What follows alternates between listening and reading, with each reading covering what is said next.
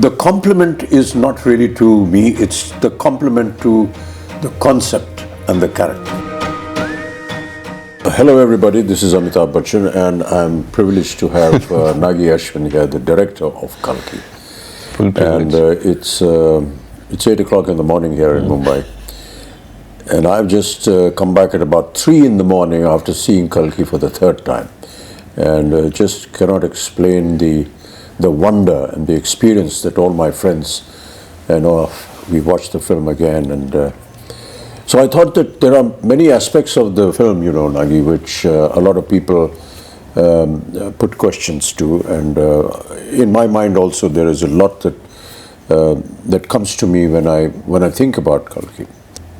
Explain not just to me, but to the audience in general, how you thought of. When we spoke to Priyanka and Sapna, they said, after the last film, they waited and asked you what you're going to do next, and you said, I don't know. And almost after a year or so, you went to them and said, I have something. And after that, Priyanka was saying that after hearing it, I couldn't sleep for a couple of days. And then she rang up Sapna and said, we have to start getting to work on this. So, what went through your mind and how did you conceive this? To be very honest, sir, I thought this story would be probably one of the last films I'll ever make. I thought this would be my retirement film. But and we won't let you do that. Yeah. And I had like a smaller story, maybe something that was not as ambitious as this, that I wanted to start off with. And somewhere along the way, like those few months after Mahanati, I was coming across either articles or like some sort of videos about the Chiranjeevis or about some sort of a Mahabharata connect. And I was even seeing some articles where I was seeing that maybe some production houses in Bollywood were starting to think about Mahabharata or Ramayana and all of that at that time. And I had this story, I had a germ of this story already by then. And I was like, okay, so maybe it's time to bring this out of hibernation. And I took it out and I started living with it for a few weeks, and I realized that the energy that it would probably require to bring this to life and to bring it in front of people was something that I probably had now. And I don't think, to be honest, me, Swapna or Priyanka fully knew what we were getting into when we had that first narration. That's what they also said, they suddenly realized, oh my God, we need to start working on this now if this concept and this dream has to fructify. Yeah, we started with one concept artist and we thought, we'll conceptualize the main sequences of the film, but as we kept going deeper into that rabbit hole, so to speak, we realized every single thing had to be conceptualized and every single thing had to be built, and we realized it needed an army. Yeah, you showed me a photograph of Ashwatthama who has aged and is now fighting Bhairava. Yeah. Fighting Bhairava.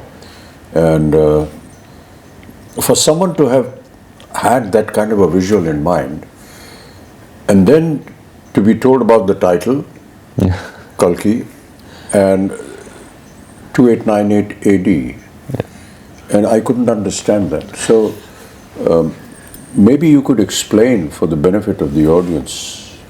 Core of the story was the first scene in a way. So 6,000 years after the death of Krishna. Which is what comes in the subtitle. Yeah. So 6,000 years have passed ever since Krishna gave the shrap to Ashwatthama. So 6,000 years after when Krishna is said to have left his body was 3,102 BC.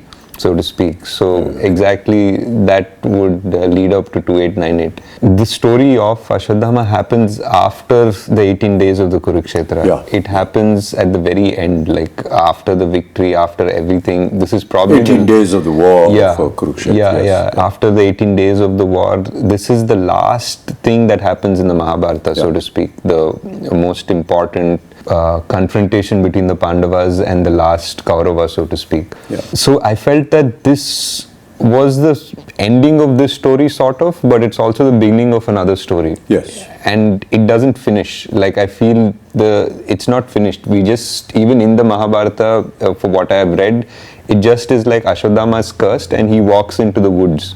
Like, he leaves Krishna and Bhima and everybody aside and he walks into the woods. We don't know what happened to him. So that's like a starting of a story. Now I wanted to know, like, if this man is cursed and he has been witnessing this entire Kali Yuga, like, that's the most interesting thought process, like, because he is this ultimate warrior, but he's not interfering in the events of the Kali Yuga because he has a larger purpose. So I felt that it was audacious in a way for me to attempt to think that I'm finishing something that was left in the Mahabharata, but I was like, nobody's done it yet, so let's give it a shot. Yes.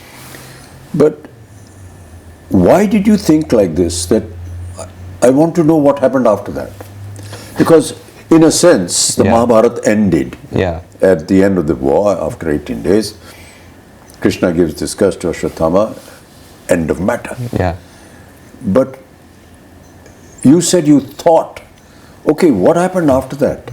I had really loved this dialogue in that first scene, sir. What we did, like, after Ashwatthama says, kill me now, I'm ready. Yeah. And then Krishna says, no, death is not a punishment. And then we have a wide shot of this battlefield with hundreds and thousands of people who are dead. Yes.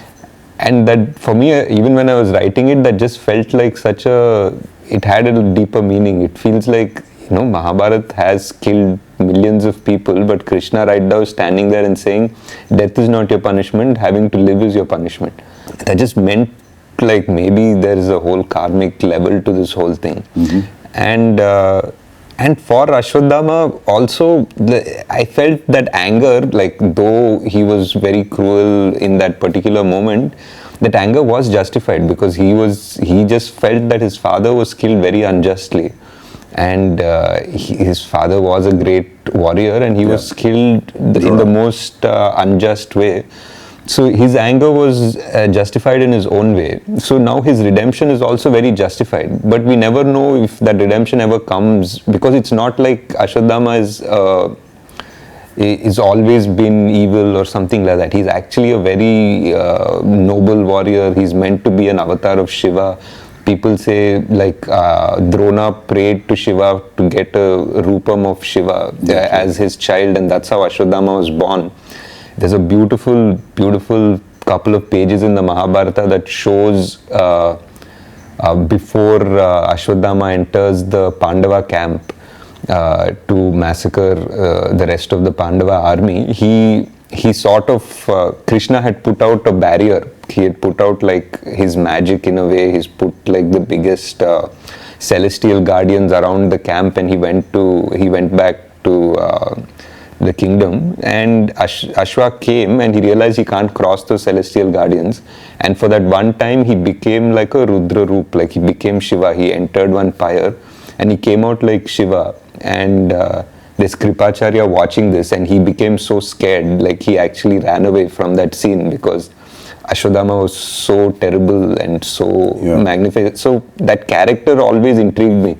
Like, you can't have an avatar of Shiva who is the greatest, is the son of the greatest warrior, and not know how his story ended. So that was the point of evolution of the idea and thought of how to continue with this. Yeah. And he wasn't also like the most popular Mahabharata character, because from what we've usually exposed to in serials or books or anything, we know about the main ones. We rarely know much about Ashwatthama, but I feel he was multiple times capable of destroying the Pandava army if not for Krishna. Like there were astras that only he could use, and only Krishna knew how to stop them.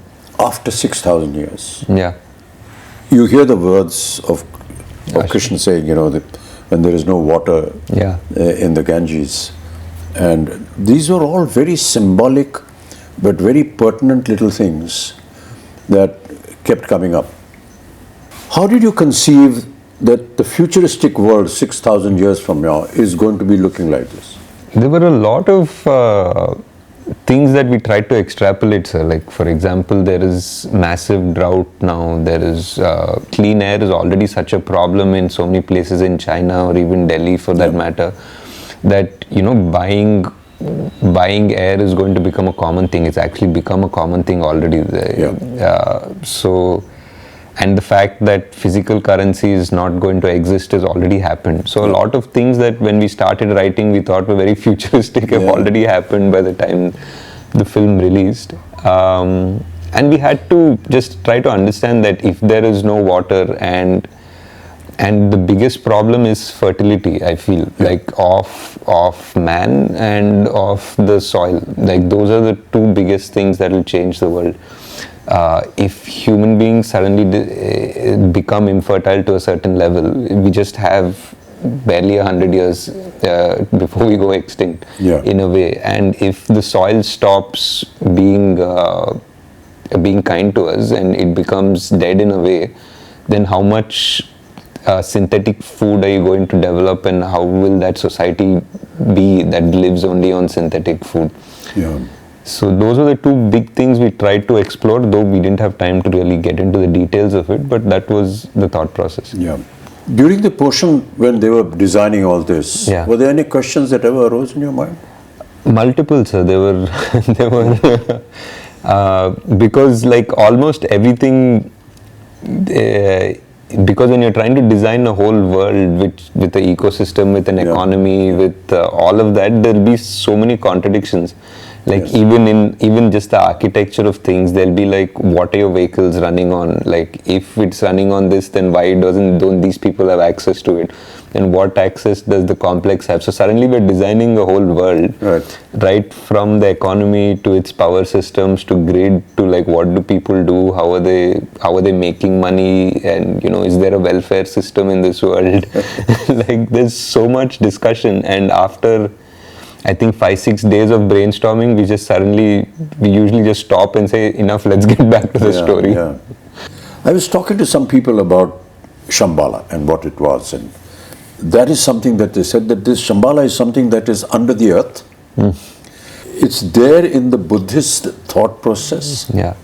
I personally felt that there is a scene when Mariam comes forward before she sings that song, to that circular that design, mandala, which I don't know whether I'm correct in saying that, but it's a very Buddhist. So is that what went through your mind? It was, sir. I think the idea of Shambhala is something that is very similar to our culture and Buddhist culture, even Persian culture. They have different names for it. And I felt that it's very interesting that all of them have names somewhat similar also. Somebody calls it Shangri-La, somebody calls it Shambhala, and all of them say that it's a place where people are going to sort of retreat to in the Kali Yuga, when adharma becomes so much more outside, and that's where the avatar will come, the savior will come, so to speak. So I felt it's very interesting that so many cultures have the same idea. And the idea of the symbols in Shambhala was like a mix between the chakras that we have, the Sri chakra and all of that, combined with the mandalas that Tibetans have, which are so similar. So that was that. We just wanted to find, I think in the production design discussions that we were having, we were always trying to see like how culture would be amalgamated in 6,000 years. It wouldn't be like sharp lines between cultures and traditions. Things would probably get merged a bit. But it's, it amazes me how one person's brain could have designed and thought of all these things. I couldn't have, sir. There was a production designer, Nitin Zihani. We had multiple meetings. We have a concept design team which is really good. They're from Jaipur, fully Indian, like Immortal Collective. We had an in-house storyboard artist, Venu. I mean, for a movie like this, I would say that we probably required a bigger team, but the team that we had was fully on board, and everyone was constantly ideating. I mean, I definitely had to okay the final aesthetic, and I would guide them and direct them the way it had to go. But if not for the concept designers and Nitin's brain also, this wouldn't have come out the way it has. Kamal, that day when we had a general, when we were talking to the rest of the guys, he said something very nice. Yeah. He said, a lot of the filmmakers come to me and they describe the story, and they give me very efficiently made Concept storyboards. But the point is that his opinion was that how does this storyboard actually get into practice, and what is the reality of it? It's all right to make some drawings and come, but he said that when I saw this and when I heard Nagi, I thought, gosh, it's going to be another one of those storyboard things. But then Nagi showed me some visuals which he had shot, and I believed, and just went ahead with it. What was the idea of the complex? The idea of the complex was, it was like everything is there. It's beautiful. It feels like heaven. There's water. It feels like, animals are frolicking happily, and it's clean air and all of that. But there's something that feels unnatural about it as well. There's something that doesn't feel real, and it doesn't feel it belongs there. So it was that aspiration of man.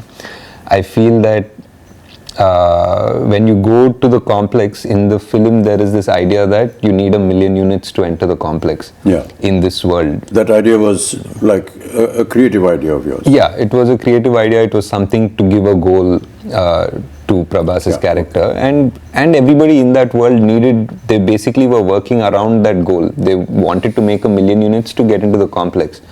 But my idea was that you can't make 1 million units by being straightforward. The complex wants you to backstab each other. The complex wants you to fight amongst each other to make that 1 million units, and they're just going to be at peace because these people are never going to unite. That is what is happening in Kalki, Yeah. This whole backstabbing and everything, everyone wants to grab and go on to the top, Correct. That famous story about all of us, we're all like cockroaches and everyone wants to go up, and reach the top of the lid of the bottle where they're in. So, you are catering to an audience, and there are many portions which I felt, as somebody who's been in the film industry, could understand that, we are playing to the gallery. This is Prabhas. For sure. This is a Telugu film. And Prabhas is Telugu. And you have to understand that he's massive, and he's godlike there. So many elements which a lot of people felt in the first half because of its length and so on and so forth. At times they were not able to understand, or say, come on, let's get on with the story. But the fact is that it's like an intro to the hero of the film, but not just the hero of the film, but also the hero for the Telugu-speaking nation. And that is something that people perhaps overlook, but we have to give it to them. At the same time, giving out to the audience, I've never lost a fight and I never will. Which are actually Krishna's words. And you've given it to Prabhas, to Bhairav. True. But the point is that for the common language that the Telugu nation that is gaga over Prabhas, it has an alternate meaning as well. Also.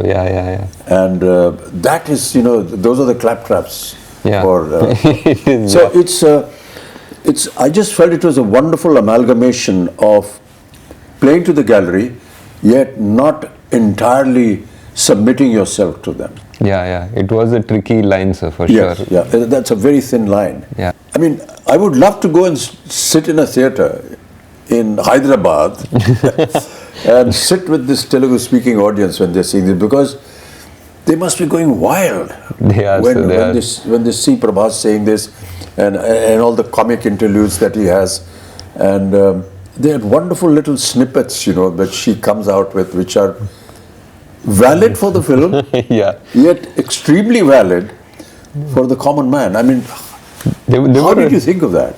Like you're saying, it's a very thin line, sir. Like, there were a few things in his intro, for example. Like, I think a new audience from Paris wouldn't make anything of it. Because there's a hologram that is glitching. it says possible rebel, 5-star bounty. Yeah. And then it just glitches just for a moment right next to Prabhas and says rebel star for like an instant. And that's a claptrap for sure. Yes. And but for anybody on the outside, it doesn't make any difference. It was hard to design something like that. And there was something also where Bujji says, even I have some fans, and Bujji says, yeah, you have a rebel fan. Yeah. and again, for another audience, it doesn't make any difference because he was a rebel. We established right. that. But that's what I felt. It was a brilliant amalgamation of playing to the gallery playing to the audience in Hyderabad, yet not moving away Yeah. from the concept of the film. Yeah. The concept of fertility. Yeah. Was that a story imagination, or is there some kind of a link? It was a bit of a story imagination, sir. It felt like in the Kali Yuga, like what is the last thing that can be taken away from us is the gift of life. People's morality and this and that and everything. And the last thing that would die is the actual gift of life, like whether it is food or whether it is the chance that we procreate and make and continue our species. So just the fact that, that there was a dialogue which said that I will be born in the last womb of the Kali Yuga. So that was there in one of the earlier drafts, and it felt like that was the most dramatic way to introduce our savior. Yeah. And a lot of questions being asked is, how do you manage to perform when you don't have the props around you? Yeah. We really tried in this film to build as much as we could, sir. Like whether it was the off sector where there was desert and the truck and everything, or Shambhala, the bridge. We tried our best to give as much, but yeah, there were definitely sequences where it was just a blue screen. Yeah. We all know that, Indian cinema works on poetic justice. Yeah. And I keep quoting this from my father, who used to watch a film during his last days every evening, and I was asked to ask him, what is there in watching a film? So he used to say that, I get to see poetic justice in 3 hours. So during the length of the film, at the end of the film, there's poetic justice. To bring that kind of poetic justice in Kalki, in the Mahabharata, is it going to be factual? Is it not? I mean, this we will discover in part 2. But did it ever cross your mind that, there has to be this aspect of poetic justice in the film? Definitely, sir. I think so. I think Ashwatthama's character itself is that idea of poetic justice. The way his character starts and the way it needs to finish. Yes. Yeah. There are many little things which, which were done and shown in the film. Yeah. But its essence was actually realized by the audience. Yeah. It's like Sumati's Agni Pariksha in a sense. Yeah. Which was so beautifully done. Yeah. And we talk about Agni Pariksha, but we never visualized that it could be like this. Yeah. And you have the carrier of the next avatar go through this Agni Pariksha, which you show Sumati walking through this, ball of fire, and nothing happens to her. Yeah. Whereas when the fighters go through it, it doesn't burn up. Yeah. So, what was the thinking behind that? That is definitely one of my favorite sequences in the film, because it also parallelly brings in all the 3 characters. Like it brings in It's a kind of a chastising of Sumati in a sense. Yeah, in a way. And Ashwa realizes at the same time, Bhairava at the same time. And for me personally, it was the reference of the Krishna and Vasudeva walking through the river in the Dwapar Yuga, like as the river parts for them. It felt like in the Dwapar Yuga, the water element parted for God to give him safe passage. And for me here, it felt that the fire element parted for God to give him safe passage. Yeah. So that was my thought process. Yeah. I mean, there were so many challenges, even from the point of view of, say, the DOP or the cameraman and everything. Yeah. You have an 8-foot giant, and you have the rest of the cast here. Yeah. And there were so many times when we took hours, because how do you light up a place where you're going to see both the characters together. Correct. So my lighting is going to be different. Yeah. And my whole atmosphere is going to be different. My concept of looking down to talking everyone, And everyone looking up to talk to me, and how we actually managed to do that. Yeah. There were times when I was having this little stick poking out from behind me and saying, my face is not here, it's somewhere up there. And it was quite amusing, but how wonderfully it all sort of... It all came together. Like how many times we had to do each shot 3 times or 4 times. Yes. Yeah. Even when I was writing, I always thought Kalki was 2 watches. Like it was a repeat watch. Like the first time you watch the film, you watch the film. And the second time you watch it with the perspective of having seen it again. So you see so many things in a new perspective almost. Yes. In a way, it's almost a new film the second watch. Yeah. So I always felt it was a 2-watch movie at the least, and it's great because I think we went for the evening show, like all of us, to see it, and on the first day, and by the evening show there were people who already knew the dialogue, so they were already watching it the second time.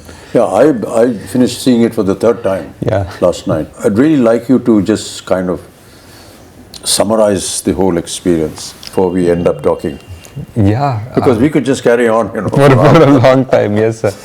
I think for me it was just it was a dream, definitely, to put together this world and all of the influences and the stories that I've loved, and putting it together in a world in a coherent and an understandable and enjoyable way, and to see now today that dream has come true and people are actually agreeing to watch such a film and love such a film and accept it. It's not just, I think, just for us as a team that's been working on it for 3 years, and the actors that have put in so much time to do it. It's not just a win for us, I feel.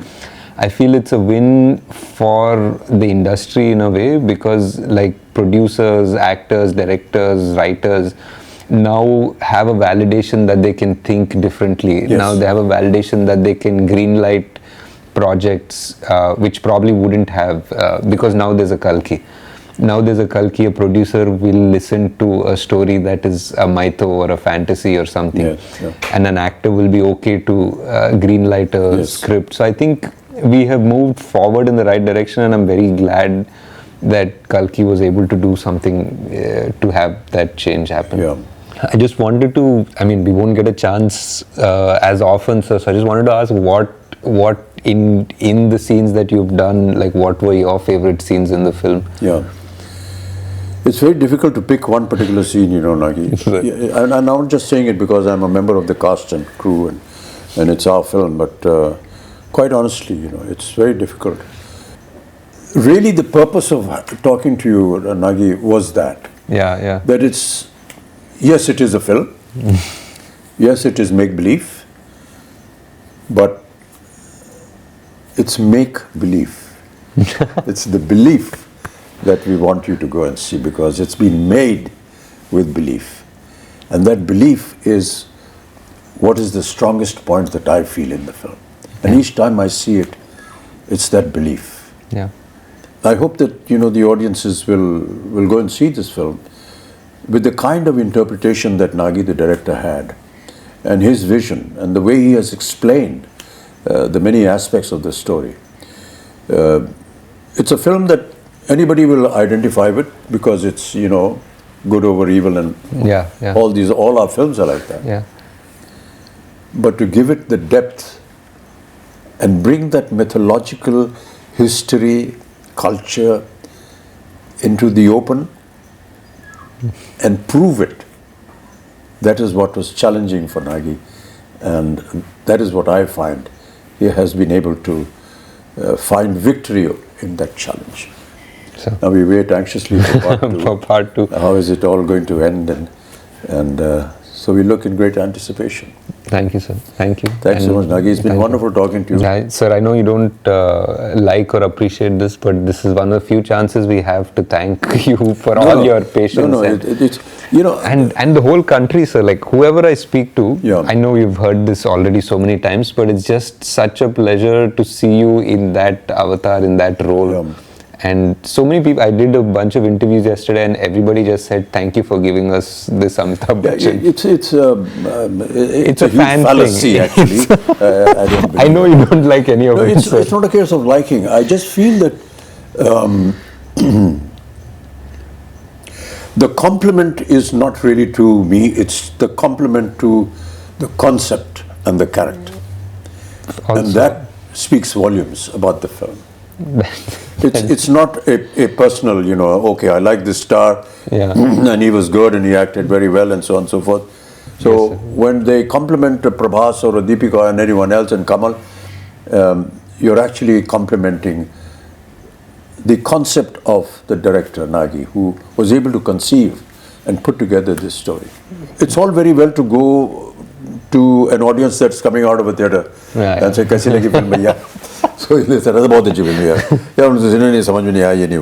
It's not that. I think that we need to catch some people the youngsters, and say, you know, let's sit down and have a chat. And what did you actually see? What did you think of? What was going through your mind when you were watching all this? It would make a very interesting subject. And I'm going to catch Abhishek and Please do, sir. That would be Navya, great. my granddaughter, and have a chat with them, much like we've had here, and ask them some very pertinent questions. Right. Thank you, Nagi. That'd be great, sir. Yeah, such a pleasure. much, Such a pleasure, sir. Thank you so much. That's the end of our very long, intricate conversation, and I hope that you enjoy the film when you see it. Thank you so much. Namaskar. Great, sir.